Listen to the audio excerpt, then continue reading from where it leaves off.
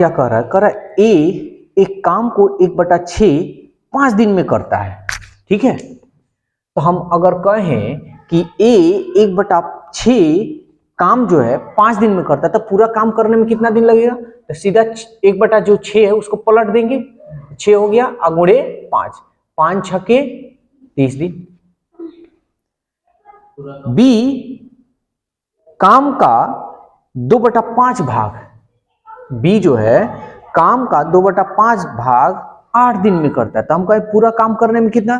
तो भाग को बस हम पलट देते हैं, तो ये हो जाएगा 5/2 और गुणे 8। जैसे भाग को पलटेंगे दिन आ जाएगा। 2 चौका 8 और 4 पचे 20। कोई दिक्कत? अब सवाल कर रहा है कि ए और बी दोनों मिलकर उस काम को कितने दिन में कर सकते हैं। तो दो तरीका हम बताए थे। पहला कि एलसीएम निकाल लो, पूरा काम निकाल लो। तो इसमें हम वो तरीका यूज नहीं करेंगे क्योंकि उससे भी शॉर्टकट हमको पता है। तो ए और बी दोनों मिलकर कितने दिन में काम करेंगे, तो दोनों को गुना कर देंगे और दोनों को क्या कर देंगे? जोड़ देंगे। तो 30 और 20 50, 0 से 0 कट गया, 5 छक्के 30, 6 दूनी 12। यानी ए और बी मिलेंगे तो दोनों मिलकर काम अगर करना चाहें तो टोटल काम कितने दिन में खत्म करेंगे? 12 दिन में। समझ में आया? चलो 79 नंबर देखो, अभी हम तो केवल कॉन्सेप्ट लेकर चल रहे हैं। तुम थोड़ा सा समझो कि जहां 1 से 2 दिन 4 दिन अगर डिले होता है टेस्ट में, तो मैथ कहां गायब हो जाता है। जबकि हम खाली कॉन्सेप्ट, एक कॉन्सेप्ट बता रहे हैं, कोई 10 गो ट्रिक भी हम नहीं दे रहे हैं। तब ये हाँ, तो यही चीज ध्यान में रखना कि ट्रिक के चक्कर में नहीं पढ़ना है। वैसे तो मेरा शॉर्ट वीडियो में भी ट्रिक मिलता है, लेकिन शॉर्ट वीडियो में अभी पूरा कैलेंडर चला रहे हैं। और अगर मेरा जो शॉर्ट वीडियो कंटिन्यू केवल देख लिया, उसका कैलेंडर कंप्लीट होगा। 0 से लेकर एडवांस लेवल तक कैलेंडर बता रहे हैं उसमें। तो कोई भारी पढ़ाई जो होता है भारी नहीं होता है, तरीका अपना बदलना होगा। 2.349। अब ये देखो कितना बेहतर तरीका से हम बताए थे, यही ना जी। चलो समझो, कह रहा है कि दशमलव प्रसार में इसको लिखना है। तो कैसे? हम अच्छी तरह से जानते हैं कि 2 मिश्र भिन्न नहीं है, 2 3 4 9 को लिख देते हैं। अब बटा में लिखते हैं। बटा में हम उसको लिखते हैं जो दशमलव के बाद हो, है ना। तो सबसे पहले हम इसमें एक चीज देखते हैं, दशमलव के पहले वाला हमको बटा से कोई लेना देना नहीं है, ठीक है। अच्छा, पहले इसी को पहले माइनस हम करेंगे। माइनस किसको करते हैं? तो जिस पे रैकरिंग है उसको छोड़कर जितना बचेगा उस सबको माइनस कर लें, लेकिन दशमलव को नहीं लिखना है। 2.3 है ना, तो हम सीधा लिखेंगे 23। बोलो हाँ, जिस पे रैकरिंग नहीं रहेगा वो। समझ में आया? अब हम बाटा में, अब ये देखो कॉन्सेप्ट बता रहे हैं, ये एक तरह का ट्रिक है, लेकिन कॉन्सेप्ट में इसको हम कन्वर्ट किए हैं। कैसे याद रखना है? हम जानते हैं कि बाटा में, बच्चे यही गड़बड़ कर देते हैं। हम जानते हैं कि बाटा में दशमलव के बाद जो होता है वही चीज हम लिखते हैं। तो हमको दशमलव के पहले वाले से कुछ लेना और देना नहीं है। तो दशमलव के बाद हम देखेंगे कितने के ऊपर रैकरिंग है, कई के ऊपर है, 1 2 तो 2 को 9 लिख देंगे। क्लियर? और दशमलव के बाद देखना है कितने ऐसी संख्या जिस पर रैकरिंग नहीं है, कई गो पे है, तो 1 को हम 0 दे देंगे। समझ में आया? बोलो कोई दिक्कत है? अब इसको घटा लेंगे, हमारा आंसर आ जाएगा। 9 में से 3 गया 6, 4 में से 2 गया 2, ये हो गया हमारा 3, ये हो गया हमारा 2, 990। अब आंसर देखेंगे क्या इस तरह दिया है, 2326/990, यानी ऑप्शन 2 है। समझ में आया? और ये पेपर, ये प्रीवियस पेपर है, ये समझो सब क्वेश्चन आया हुआ है। आया समझ में? अच्छा ठीक है, इसको नोट कर लो पहले।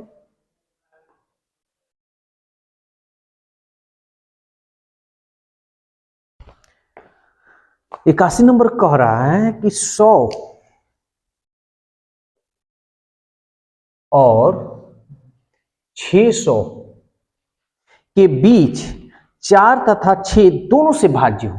यानी ये जो 100 और 600 के जो बीच जो संख्या होगा वो 4 से भी कटे और 6 से भी कटे, दोनों से कटे। तो भाज्य पूर्ण संख्या की संख्या क्या है, यानी भाज्य पूर्णांकों की संख्या बताना है, यानी 4 और 6 से कटने वाली कितने संख्या है। तो अच्छा एक बात हम पूछे कि 4 से भी कटे 6 से भी कटे, तो इसका मतलब इसका एलसीएम तुम ले लो। 4 और 6 का एलसीएम कितना होगा? 6 दूनी 12, यानी सीधी सी बात है जो 12 से कटेगा वो 4 से और 6 से दोनों से कटेगा। तो 100 के बाद हम देखेंगे कि 12 से कौन कटने वाला है। तो इस तरह के क्वेश्चन बनाने के लिए हम 100 से इसमें हम 12 से भाग दे सकते हैं, नहीं तो अपने से तुम देख सकते हो कि 12 से कौन कटेगा। तो 12 सत्ते 84, 12 अठे 96, तो हमको बढ़ाना है ना।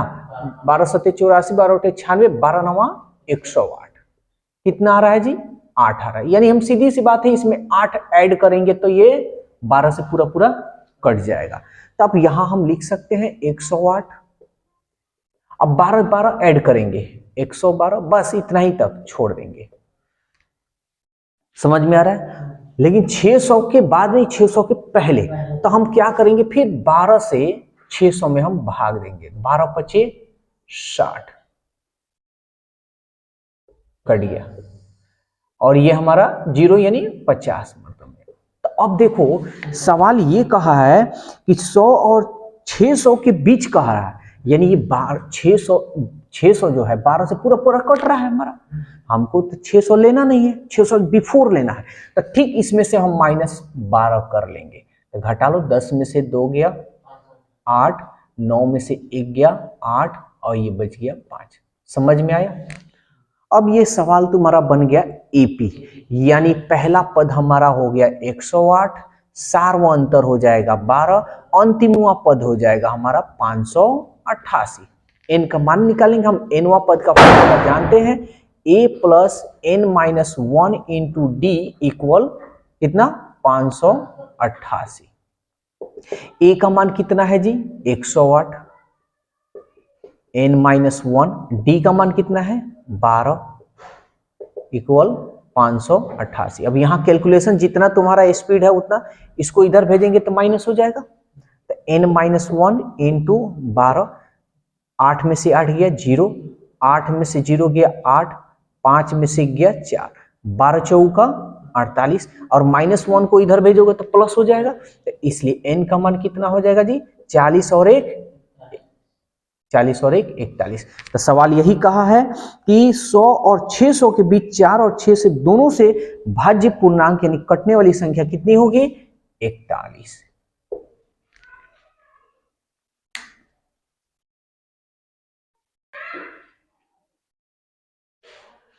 82 नंबर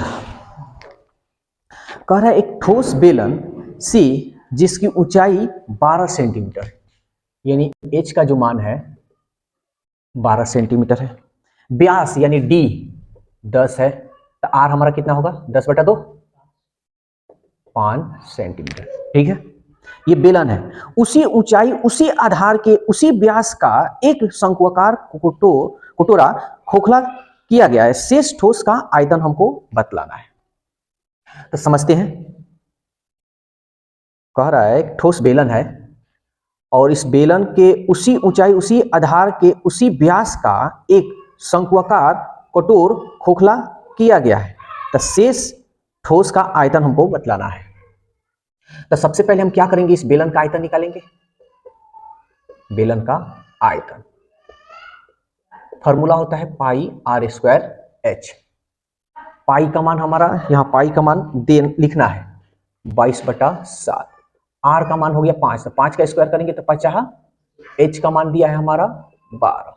गुना करना चाहो तो कर सकते हो, नहीं तो इतना पे भी चाहो तो छोड़ सकते हो अभी थोड़ा देर के लिए। आयतन अब कह रहा है उसी ऊंचाई का, यानी जितनी ऊंचाई है इसकी उसी आधार के उसी व्यास का, तो व्यास जितना है उतना, तो ये हमारा r हम ले लेते हैं सीधा 5 सेंटीमीटर। ठीक है, एक शंक्वाकार शंकु यानी शंकु का आयतन हम निकालेंगे। शंकु का आयतन ये होता है 1/3 पाई r स्क्वायर h। तो 1/3 पाई का मान 22/7, r का मान 5, 50, 25, h का मान 12। ये हो गया इतना सेंटीमीटर क्यूब। अब कह रहा है कि शेष ठोस का आयतन लगभग में बताना है क्या है, तो हमको कुछ नहीं करना है, इतना में से इतना को क्या करना है, घटा लेना है। शेष पूछा है तो चलो घटा लेते हैं। अब देखो घटाने का ये जो तरीका है यही चीज समझना होगा। 25 गुणे 12 माइनस 1/3 22/7 25 गुणे 12। थोड़ा ध्यान से समझना इसको कैसे हम काम करेंगे। ये देखो पूरा का पूरा दिया हुआ है, दिया है ना, हम इसको कॉमन कर लेंगे तो 22/7 25 गुणे 12 बच जाएगा इधर 1, इधर बच जाएगा 1/3। 3 एकम 3, 3 में से 1 गया 2/3, यानी इसको काट कर हम सीधा 2/3 लिख देते हैं। अब यहाँ कर जो कट रहा है 3 चौका 12, क्लियर। अब यहाँ देखो 25 चौका 100, अब 100 है तो इसको हटा दो, 22 दूनी 44, तो 44/7 2 0 बैठा ले। सवाल पूछा है कि लगभग में आपको बताना है, तब यहाँ हम ऑप्शन से ले लेंगे। देखते हैं किससे जाएगा, 7 चौका 28 7 छक 42 और 7 सत्ते 49, यानी 6 के लगभग में आएगा, यानी ऑप्शन हमारा 628.57 सेंटीमीटर क्यूब, ये लगभग आया समझ में। अब इसको भाग देना ये सब काम हमको नहीं करना, सीधा ऑप्शन से लेंगे और ऐसे ही हमारा ये जो होगा कैलकुलेशन होगा।